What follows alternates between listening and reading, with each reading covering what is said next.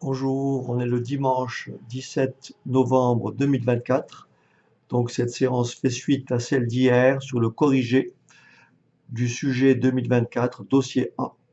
Donc là, j'avais corrigé la partie donc exercice 1.1, 1.2. Je vous propose de corriger la suite donc de ce dossier 1. Alors, je vous rappelle rapidement le contexte. Donc, je vous laisse lire. Il est question d'une société belle. On nous a donné ici son capital social, le nombre d'actions.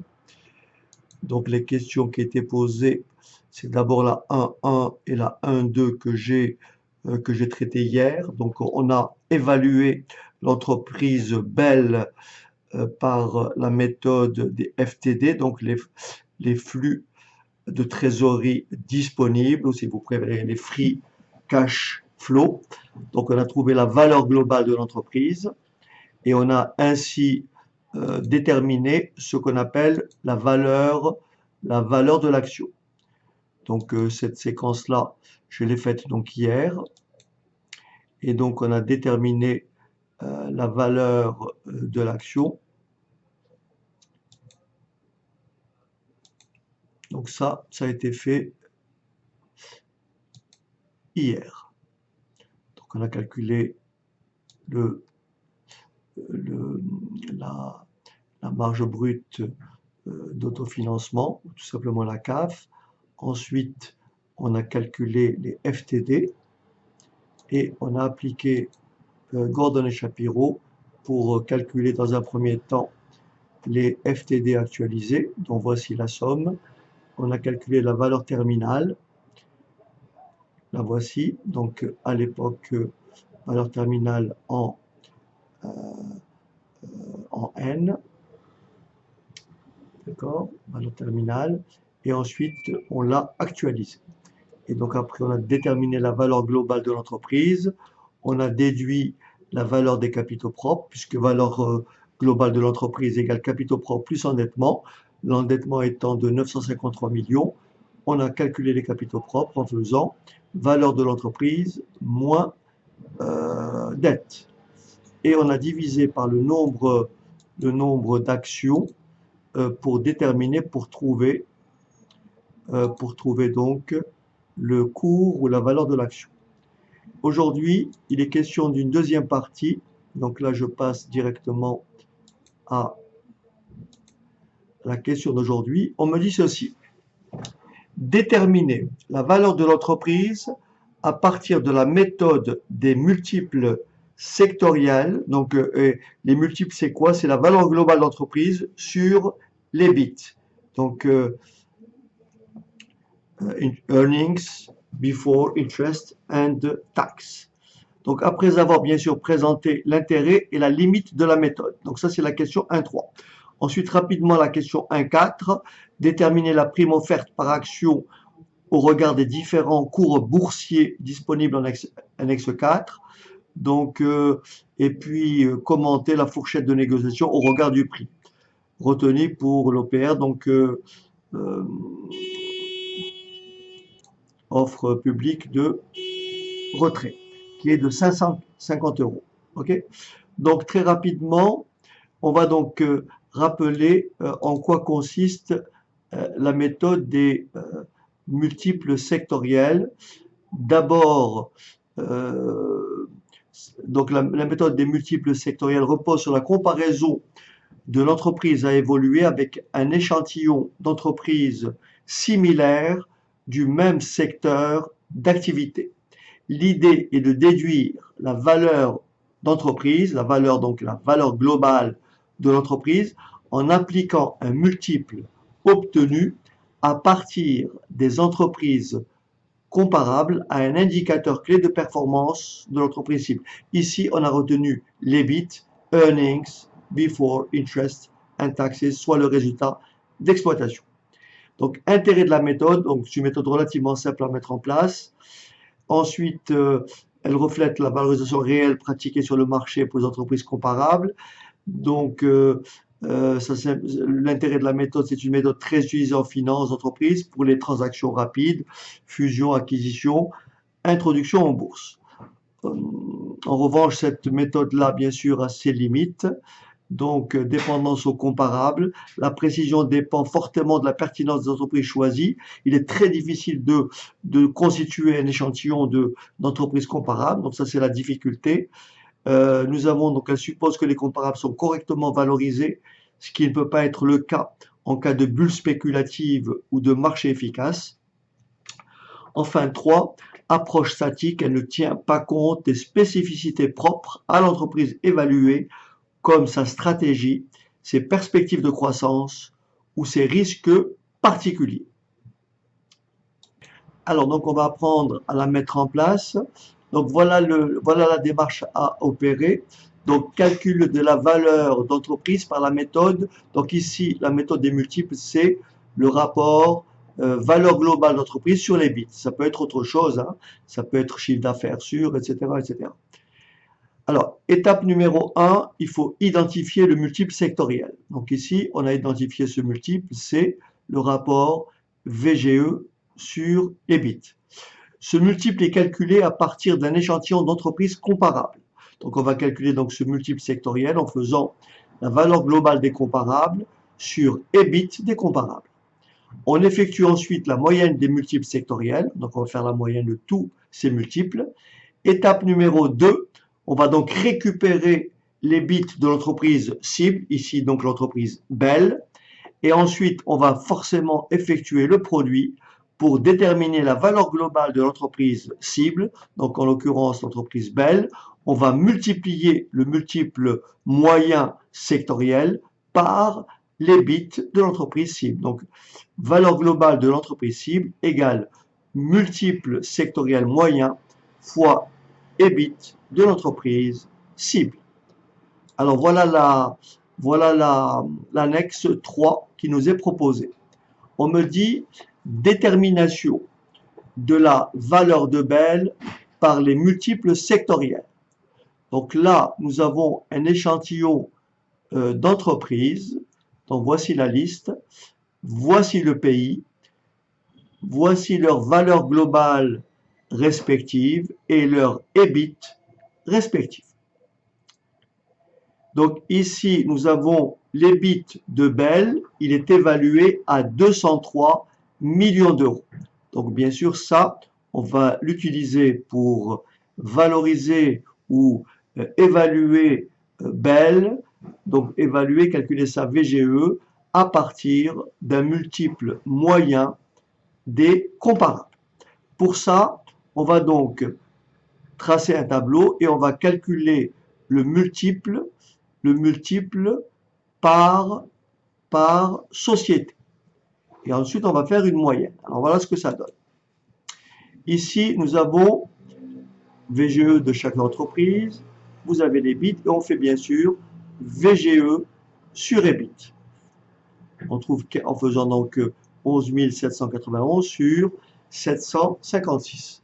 Donc nous avons ici les divers multiples. Bien sûr, le multiple sectoriel, c'est VGE sur EBIT. Exemple, comment j'ai trouvé le multiple pour la société Saputo? J'ai fait 11 791 divisé par, oula, on dirait que j'ai fait une petite gourde, divisé par, vous avez compris, divisé par, je vais corriger, par 756. Donc divisé par 756. Alors, donc 756 et je vérifie si bien sûr ma réponse. Très bien, donc juste pour être sûr qu'on a compris, pour trouver le 9-10, on fait 7841 divisé par 808, ainsi de suite. Donc là, nous avons tous les multiples sectoriels par société. On va donc maintenant faire une moyenne, trouver ce qu'on appelle le multiple sectoriel moyen. Donc je fais ce multiple, plus celui-là, divisé par le nombre de multiples, 7, et ça me fait une moyenne de 13,87.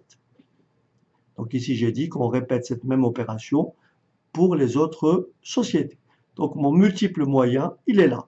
Rappelez-vous, les bits de Bell est de combien? 403 millions. Et donc, j'ai ici le multiple sectoriel moyen de 13,87. Donc, vous avez compris, la valeur globale de l'entreprise Bell est tout simplement égale à 13,87 que multiplient les bits de la société cible, donc les bits de Bell, 203. Ce qui va donc me donner ceci. Valeur globale de la société Bell, c'est les bits que multiplie, bien entendu, le multiple moyen sectoriel. Et donc, la valeur globale de la société Bell, c'est 2815,61 millions d'euros. La dette financière, bien sûr prévisionnelle, est de 953. On refait exactement le même calcul que ce matin, ou plutôt qu'hier, pour calculer la valeur des capitaux propres. On fait donc valeur globale moins les dettes financières. Donc, valeur des capitaux propres, c'est donc valeur globale 2815,61 moins les dettes filles 953, ce qui me donne valeur des capitaux propres 1862,61 millions d'euros. Donc la valeur de l'action, c'est donc la valeur des capitaux propres en euros divisé par le nombre d'actions. On avait dit qu'il y avait 6 872 335 actions. Donc ça me donne une valeur de l'action de 271. Très bien. Donc ça c'était la question 1.3.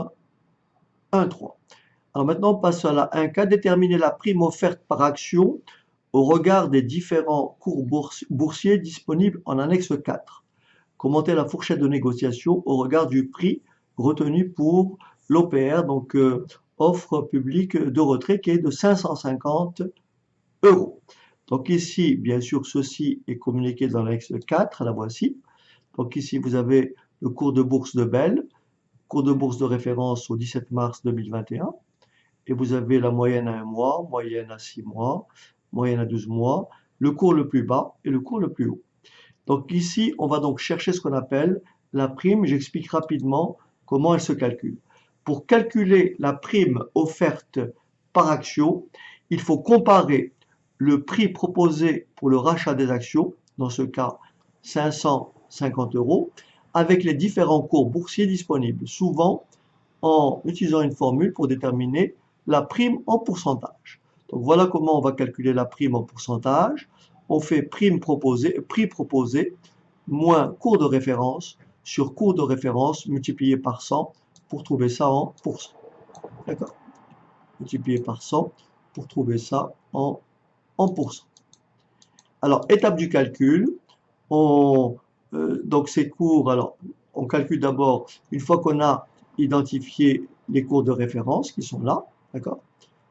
On va donc calculer après les écarts par rapport à la valeur,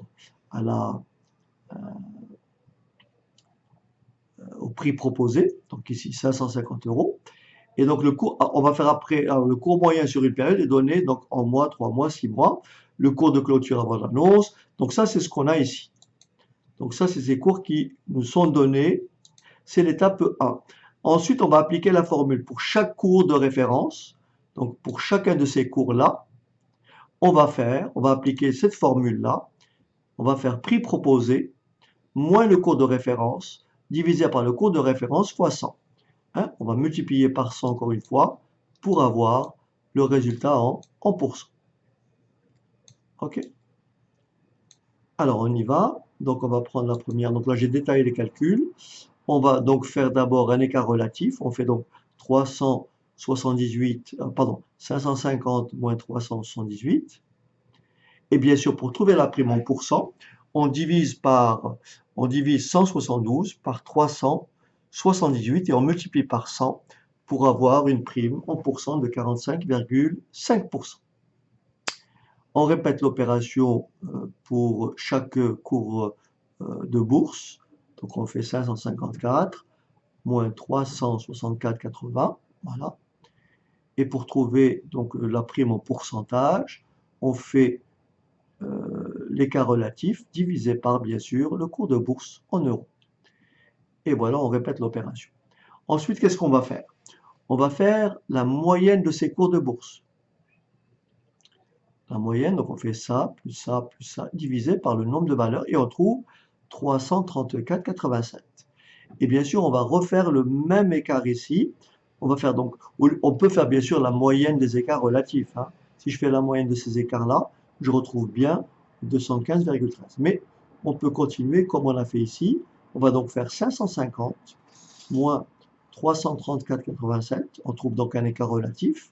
Et pour trouver la prime en pourcent, on va donc diviser 215,13 par 334,87 et ça me donne 64,2%. Alors maintenant, attention, il va falloir donc poursuivre. N'oubliez pas qu'on a déjà évalué le cours de l'action par la méthode des flux de trésorerie disponibles et par la méthode des multiples.